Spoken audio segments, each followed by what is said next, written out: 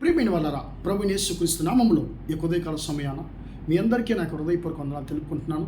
ఈ రోజంతా కూడా మీ చేయవన్ని విషయాల్లో దేవుని హస్తం మీకు తోడయుండి మీకు జయాన్ని కలుగుజేయునుగాక.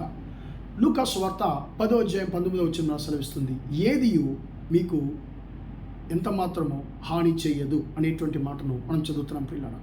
ఈ యొక్క మాటను ప్రభువైన యేసుక్రీస్తు తన శిష్యులతో పలికిన మాటగా ఉందండి. ఆయన దేని గురించి మాట్లాడుతున్నాడు? శత్రువు యొక్క క్రియల గురించి, సాతాను యొక్క అధికారాల గురించి ఆయన మాట్లాడుతున్నాడు. ఆయన ఏమంటున్నాడంటే, ఏదియు మీకు ఏ హాని చేయదు అని మాట్లాడుతున్నాడు.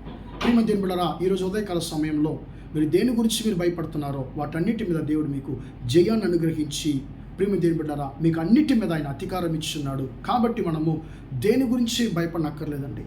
మనం దేని గురించి భయపడినా కూడా, ఇర్మియాతో దేవుడు చెప్పాడు, అయ్యా నీకు యుద్ధం రాదని చెప్పలేదు, యుద్ధం వస్తుంది, కానీ నిన్ను ఎవరు జయించలేరు, ఎందుకంటే నిన్ను రక్షించినట్టు నేను నీకు తోడై ఉన్నాను అన్నాడు.